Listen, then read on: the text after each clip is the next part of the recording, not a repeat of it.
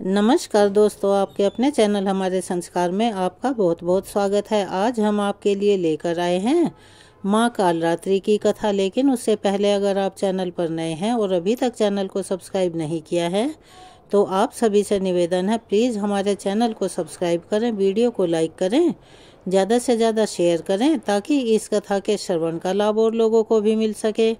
Bell icon को दबाना ना भूलें ताकि हमारी आगे आने वाली हर वीडियो की जानकारी आपको नोटिफिकेशन के जरिए मिल जाया करे।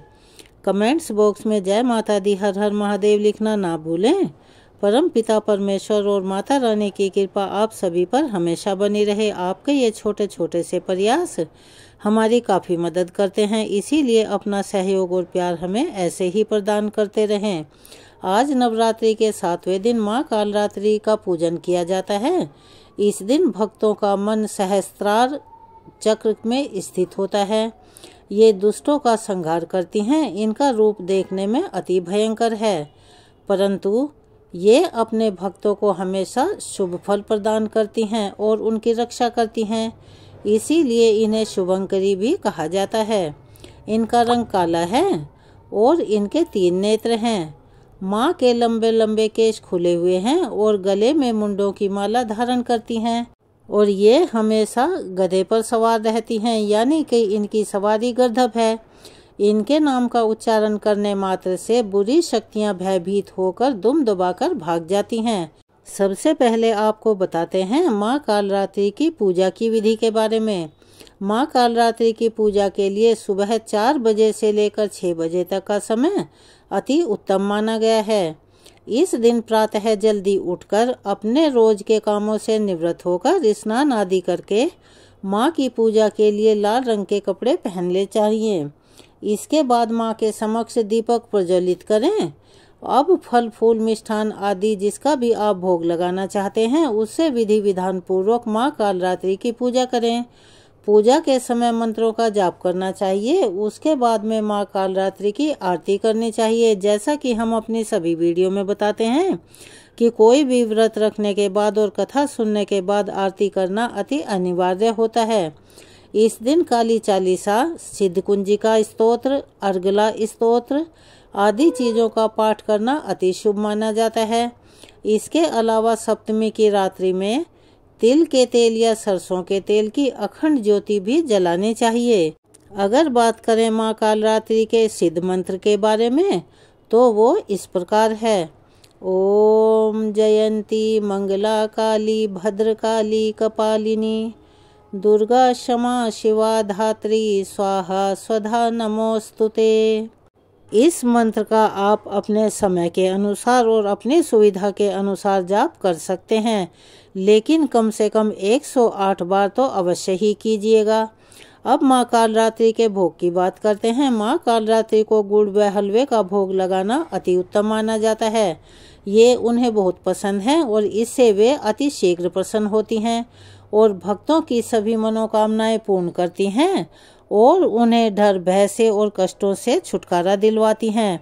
यानी कि जो माँ की पूजा विधि विधान से करता है उसे अकाल मृत्यु का भय नहीं रहता और उसके परिवार के सभी सदस्य सुखपूर्वक अपना जीवन व्यतीत करते हैं।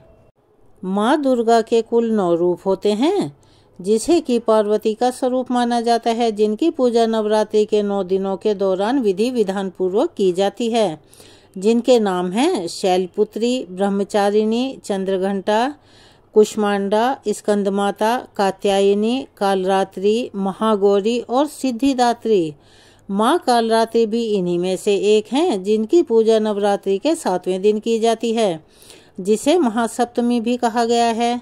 माँ दुर्गा ने ये अवतार बुराई का नाश करने के लिए लिया था। उन्होंने ये अवतार धारण करके शुंभ और निशुंभ और रक्त बीज जैसे दानवों का संहार किया था। माँ दुर्गा के इस रूप को सबसे शक्तिशाली माना गया है। इनके शरीर का रंग घने अंधेरे की तरह से काला है और माता के अत्यंत लंबे केश खुले और बिखरे हुए हैं। माँ कालरात्रि के गले में विद्युत की तरह चमकने वाली माला सुशोभित रहती है। 4 भुजाओं वाली कालरात्रि देवी गधे पर मंडित रहती हैं, यानी कि गधे पर आरूढ़ रहती हैं, यानी इनका सवारी गधा है। इनके बाएं हाथ में लोहे का कांटेदार अस्त्र अलंकृत है और दूसरे में एक कटार है। माँ कालरात्रि का दायां हाथ हमेशा ऊपर की तरफ उठा रहता है, जो कि भक्तों को सदैव अपना आशीर्वाद देता रहता है, यानी कि उनके सभी तरह की बुराइयों से और सभी तरह की मुसीबतों से रक्षा करता रहता है। उनका निचला हाथ भक्तों को आश्वासन देने के लिए है और वर मुद्रा में है कि वह माता के संरक्षण में भयमुक्त होकर रह सकते हैं। माता को गुड़ का भोग अति प्रिय है। उन्हें लाल रंग के वस्त्र और रात की रानी के फूल भी अत्यंत पसंद हैं। एक बार दैत्य शुंभ निशुंभ और रक्त बीज ने अपना आतंक तीनों लोकों में फैला दिया और उन्होंने ऐसी हालत कर दी कि देवता भी उनसे त्रस्त हो गए। उस वक्त सभी देवगण भगवान शिव के पास गए। जब भगवान शिव ने सभी देवताओं को चिंतित देखा तो उनसे उनकी चिंता का कारण जानना चाहा और पूछा।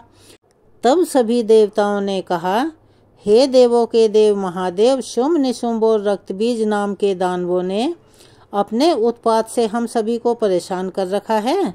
कृपया आप हमारी मदद करें। यह सुनते ही भोलेनाथ ने अपने समीप बैठी हुई माता पार्वती की ओर देखा और उनसे उन दानवों का वध करने की प्रार्थना की। भगवान शंकर की ऐसी विनती सुनकर माँ पार्वती ने उनके सामने नतमस्तक होकर उनका आशीर्वाद लिया और वहां से जाने की आज्ञा मांगी और दानवों का वध करने के लिए निकल पड़ी। माता पार्वती ने दानवों का वध करने के लिए माँ दुर्गा का रूप धारण किया। इस रूप से वह सिंह पर सवारी करती हुई अति मनमोहक और शक्तिशाली प्रतीत हो रही थी। माता को देख सभी राक्षस अचंभित रह गए। उन तीनों ने माता के साथ एक घमासान युद्ध शुरू कर दिया।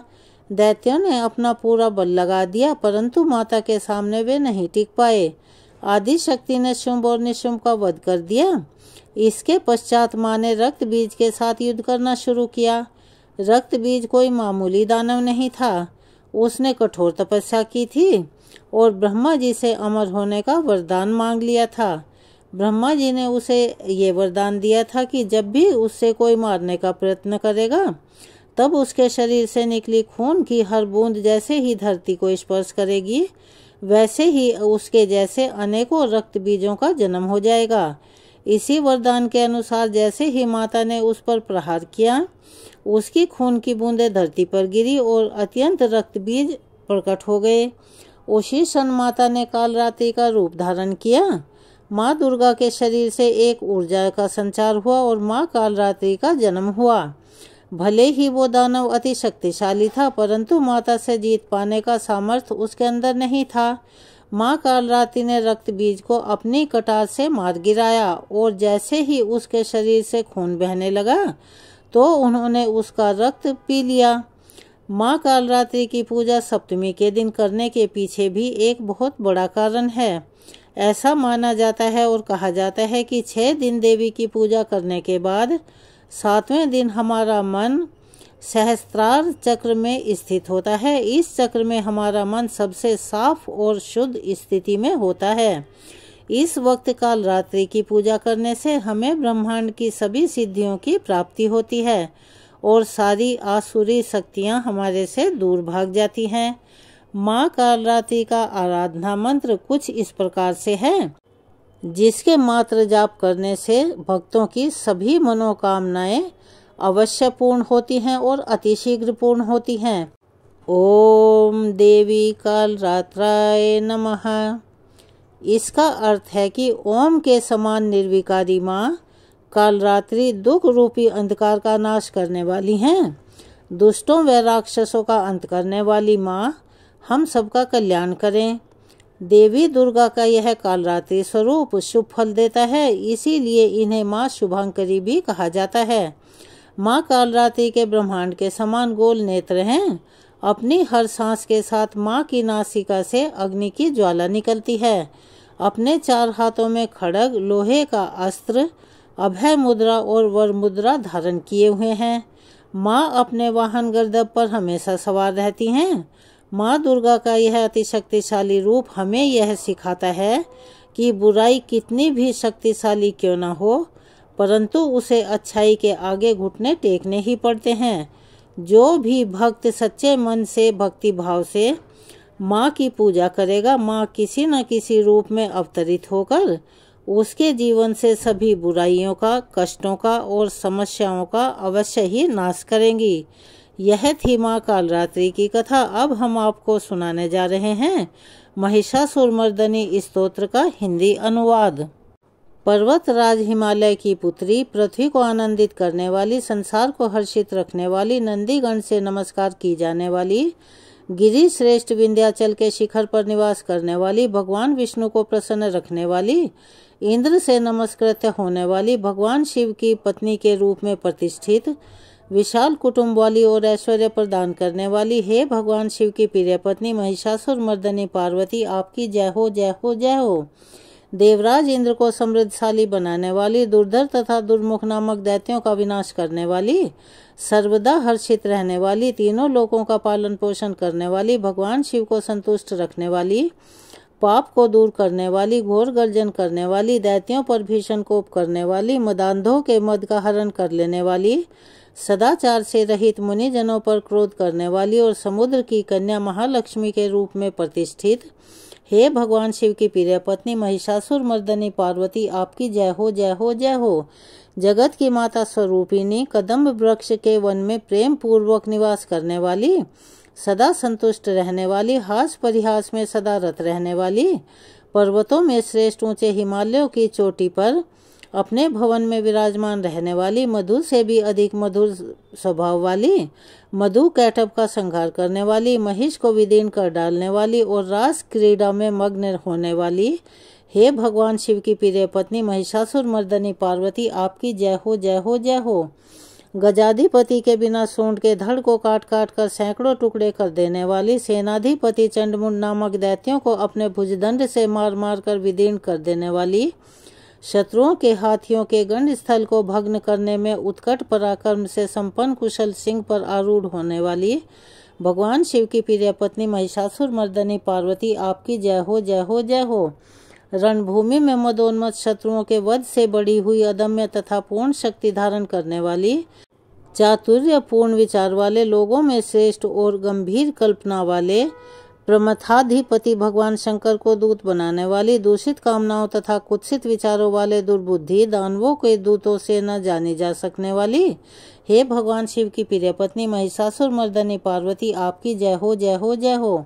शरणागत शत्रुओं की स्त्रियों के वीर पतियों को अभय प्रदान करने वाले, हाथ से शोभा पाने वाली, तीनों लोगों को पीड़ित करने वाले, दैत्य शत्रुओं के मस्तक पर प्रहार करने योग्य तेजोमयी त्रिशूल हाथ में धारण करने वाली तथा देवताओं की दुंदुभी से निकलने वाली दुमदुम ध्वनि से समस्त दिशाओं को बार बार गुंजित करने वाली, भगवान शिव की प्रिय पत्नी महिषासुरमर्दिनी पार्वती, आपकी जय हो, जय हो, जय हो। अपने हुंकार मात्र से धूम्र लोचन तथा धूम्र आदि सैकड़ों असुरों को भस्म कर डालने वाली, युद्ध भूमि में कुपित रक्त बीज के रक्त से उत्पन्न हुए अन्य रक्त बीज समूहों का रक्त पी जाने वाली और शुम निशुम नामक दैत्यों के महायुद्ध से तृप्त किए गए मंगलकारी शिव के भूत पिशाचों के प्रति अनुराग रखने वाली, हे भगवान शिव की प्रिय पत्नी महिषासुरमर्दिनी पार्वती, आपकी जय हो, जय हो, जय हो। समर भूमि में धनुष धारण कर अपने शरीर को केवल हिलाने मात्र से शत्रु दल को कंपित कर देने वाली, स्वर्ण के समान पीले रंग के तीर और तरकस से सुसज्जित, भीषण योद्धाओं के सिर काटने वाली और हाथी घोड़ा रथ पैदल चारों प्रकार की सेनाओं का संहार करके रणभूमि में अनेक प्रकार की शब्द ध्वनि करने वाले बटुकों को उत्पन्न करने वाली, भगवान शिव की प्रिय पत्नी महिषासुरमर्दिनी पार्वती, आपकी जय हो, जय हो, जय हो। देवांगनाओं के तत्ता थई थई आदि शब्दों से युक्त भावमय नृत्य में मगन रहने वाली, कुकुथा आदि विभिन्न प्रकार की मात्राओं वाले तालों से युक्त आश्चर्यमयी गीतों को सुनने में लीन रहने वाली और मृदंग की धुदुकुट धुदुट आदि गंभीर ध्वनि को सुनने में तैयार रहने वाली, भगवान शिव की प्रिय पत्नी महिषासुरमर्दिनी पार्वती, आपकी जय हो, जय हो, जय हो। हे जपनीय मंत्र की विजय शक्ति स्वरूपिणी, आपकी बार बार जय हो। जय जयकार शब्द सहित स्तुति करने में तत्पर समस्त संसार के लोगों से नमस्कृत्य होने वाली, अपने नूपुर के झनझन झिमझिम शब्दों से भूतनाथ भगवान शंकर को मोहित करने वाली और नटी नटों के नायक प्रसिद्ध नट अर्धनारीश्वर शंकर के नृत्य से सुशोभित नाट्य देखने में तल्लीन रहने वाली, हे भगवान शिव की प्रिय पत्नी महिषासुर मर्दनी पार्वती, आपकी जय हो जय हो जय हो। प्रसन्न चित्त तथा संतुष्ट देवताओं के द्वारा अर्पित किए गए पुष्पों से अत्यंत मनोरम कांति धारण करने वाली, निशाचरों को वर प्रदान करने वाले शिवजी की पत्नी, रात्रि सूक्त से प्रसन्न होने वाली, चंद्रमा के समान मुखमंडल वाली और सुंदर नेत्र वाले कस्तूरी मृगों में व्याकुलता उत्पन्न करने वाले भंवरों से तथा भ्रांति को दूर करने वाले ज्ञानियों से अनुसरण की जाने वाली, हे भगवान शिव की प्रिय पत्नी महिषासुर मर्दनी पार्वती, आपकी जय हो जय हो जय हो।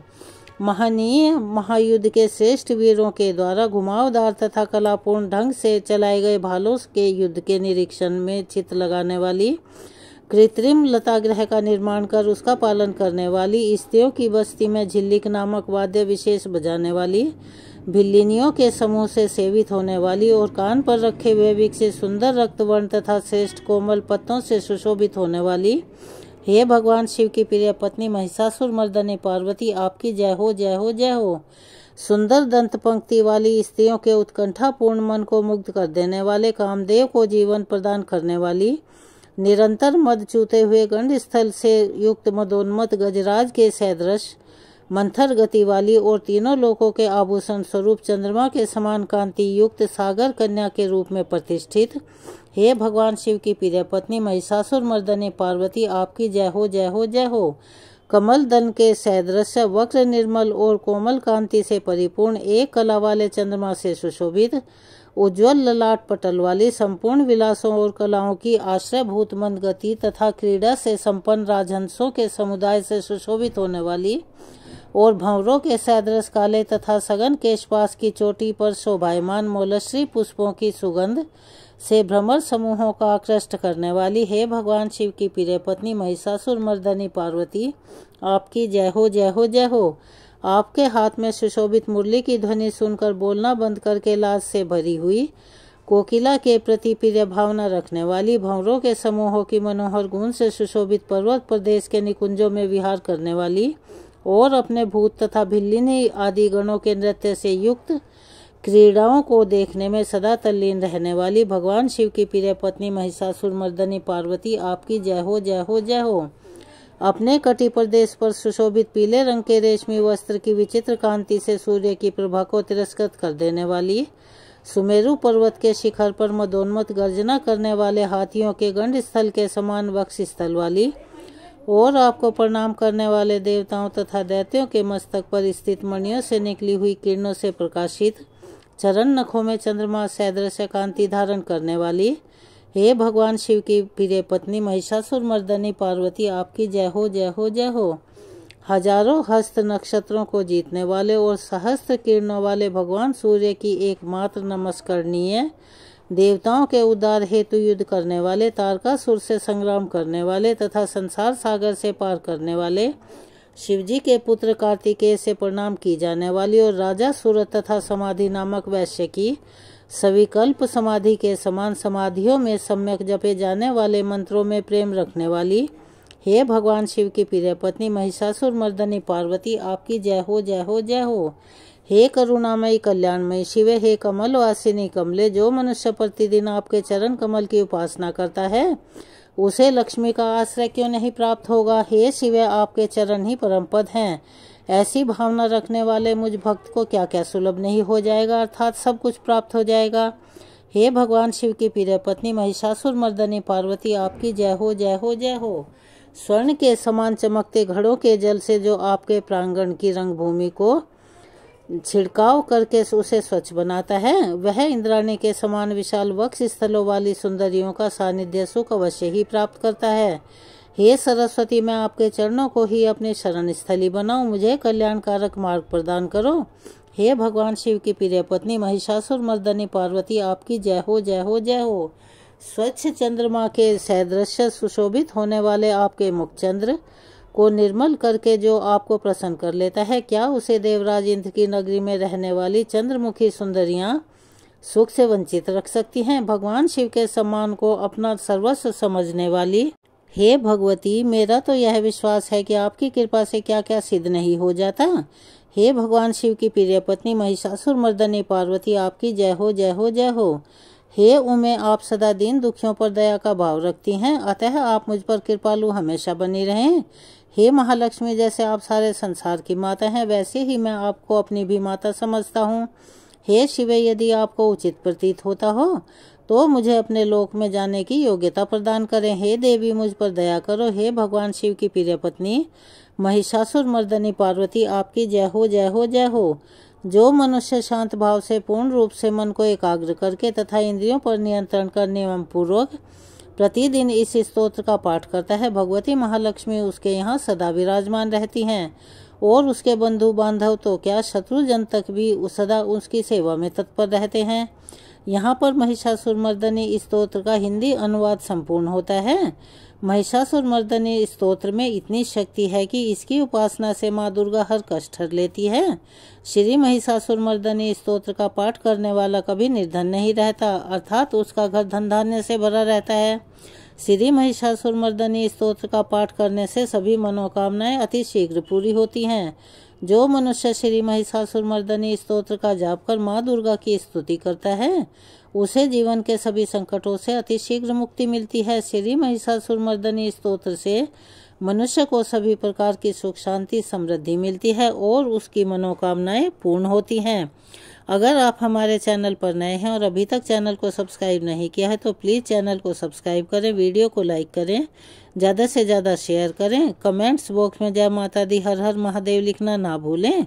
बेल आइकन को भी अवश्य ही दबा दें ताकि हमारी आगे आने वाली हर वीडियो की जानकारी आपको नोटिफिकेशन के जरिए मिल जाया करे। अपना प्यार और सहयोग हमें ऐसे ही प्रदान करते रहें।